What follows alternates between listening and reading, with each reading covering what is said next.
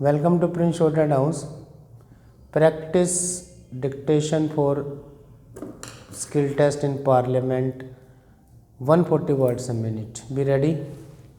Start. The bill does not form part of what is called the Hindu Code series of bills. Nevertheless, it is connected with the various changes that are sought to be brought about so that it may be considered, broadly speaking, a part of that approach. During the last many years, we, this House and its predecessors, have been considering this matter in various forms. At least one, two, or three occasions, I gave an assurance to this House that we shall expedite this matter, but somehow or other, my assurance did not produce much effect on the situation, and in spite of our wishes, there had been a delay. It is true that in a matter of this kind, one cannot rush on, and one has to give every consideration to various viewpoints in this House as well as outside. Nevertheless, it is rather unfortunate that there has been such considerable delay. Thereafter, it is a matter of peculiar satisfaction to me that we are at least coming to grips with these problems in the shape of this bill and one or two others that will follow. I am not scholar enough to discuss the niceties of Hindu law, but I have dabbled in some broad studies of law and custom and history and cultural developments. My own conception of Hindu society has been that it is essentially dynamic, not static and unchangeable. Indeed, the mere fact that it has lasted a long list is due to a certain dynamism which has enabled it to adapt itself to changing conditions. Gradually, Hindu society became rather static through the hardening of the caste system and in various other ways. This process was spread over hundred of years and the final seal was set upon it with the advent of British government in this country. Whenever we talked of Hindu law, we always talked of Hindu law and custom, which meant that custom was gradually changing Hindu law. That is, as conditions has changed, customs developed which affected the law in practice, whatever it might have been in the ancient texts. Of course, there are so many ancient texts that one can quote the scripture for any argument. Anyhow, the coming of the British, as I said, made the whole conception static because they codified our law and did so with the help of the most conservative section of the community. Here, we have gone through political revolution in this country and become independent. We are going through a process of economic change. There is another aspect which is equally important, and that is social change. I do not think it is possible for you to think in terms of political change ignoring economic and social change. Most people now admit that economic change is as necessary as political change, but some people seem to think that social change, using the word in a narrower context, is something entirely different from political and economic matters, and that social life can be kept a closed preserve. I submit that this is not the right outlook because life is an integrated whole. If the political context changes or the economic outlook varies, it follows that the social context also changes whether you wish it or not. Therefore, a true revolution in a country must take into account all the three aspects together. The person who considers himself a political revolutionary but a reactionary on a conservative in the economic sense or in the social sense is not an integrated person. He lives in compartments. Take the problem of untouchability. I cannot quote the sacred book, but many people hold that the sacred books enjoyed it on them. Nevertheless, we came to the conclusion long ago that it must be done away with, not only because it was unjust, but as Gandhiji repeatedly said, for the very survival of Hindu society. That is to say, this important social change become essential even from the narrower point of view of Hindu society itself. That manner of thinking has to be applied to other problems of human relations as well. After all, the biggest problems of the world are human relationship, whether of one individual with another, or an individual with a group, or one group with another group. So far as this particular bill is concerned, as the House knows, it is permissive measure, it is not forced down anybody's throat. It is essential to have permissive measure as a halfway course which will lead to other measure. I do not propose to say anything about the clauses of the bill. I think that as the bill has emerged from the Council of States, it would be desirable to make alterations or amendments only here and there, not in regard to any big principles.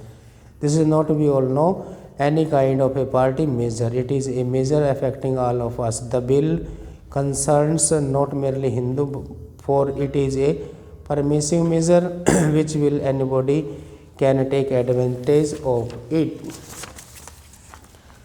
It is a matter of great gratification to me that we have arrived at the third reading stage of this bill, and I have every hope that this House will finalize it in the course of the next few hours. I approve of this bill. It represents not merely what is incorporated in it, but something more. I think it is highly important in the context of our national development. We talk about our 5-year plans, about economic progress, industrialization, political freedom, and all that.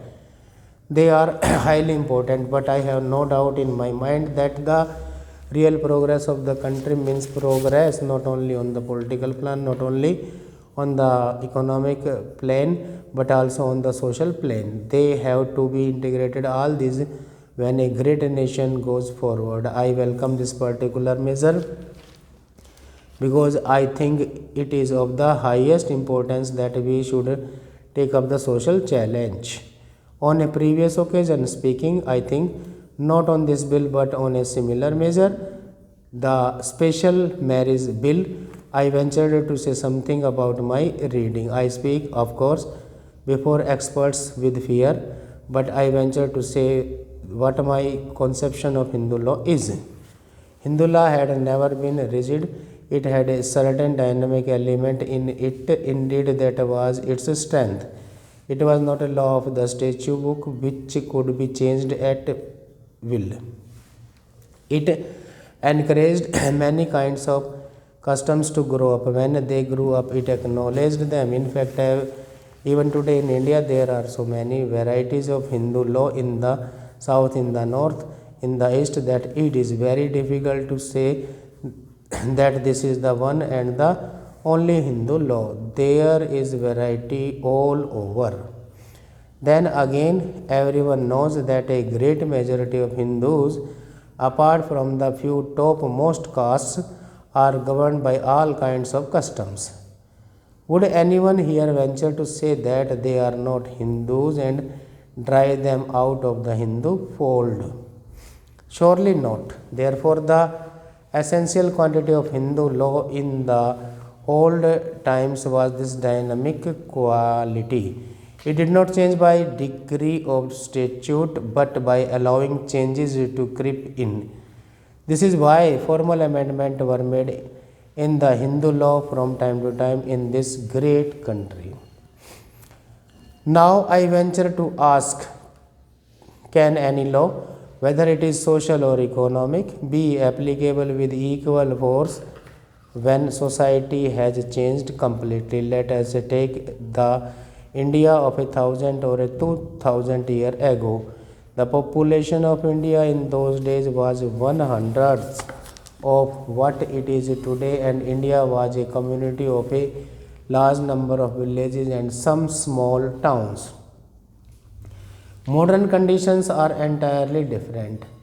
In the cities of Delhi, Calcutta, Bombay, and Madras, industries are growing and new social relationships are being established. Can anyone say that while all these changes are taking place in our social setup, certain things must remain unchanged? This bill has been discussed here for a few days. but behind it lie years and years of investigation. First, there was a committee which functioned for a number of years. Here in this parliament, this matter has come up for the last 3.5 years. Even before this parliament came into being, bills had repeatedly been moved.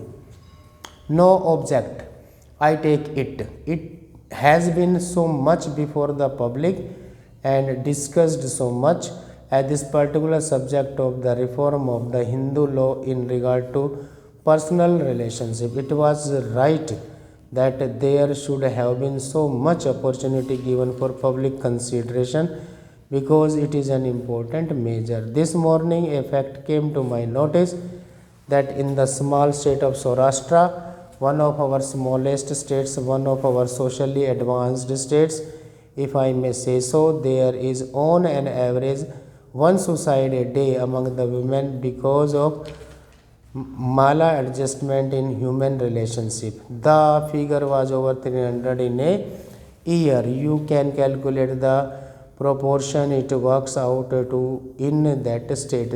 These are authentic figures which the chief minister of that state gave me. This shows the maladjustment and the difficulties that the women have to face. I have no doubt that similar statistics may be collected from other parts of India. I had the privilege of listening to the speech of the honorable member opposite. The more I listened to it, the more confused and surprised I got. He dealt at great length with what a sacrament is. What does it mean? A sacrament, I take it, is some ceremony which has a religious significance. A Hindu marriage is a religious ceremony, undoubtedly. But does it mean that it is a sacrament to tie up people who bite, who hate each other, who make life a hell for each other? Is that a sacrament or a samakara? I do not understand. This has to be the considered a phrase. Stop.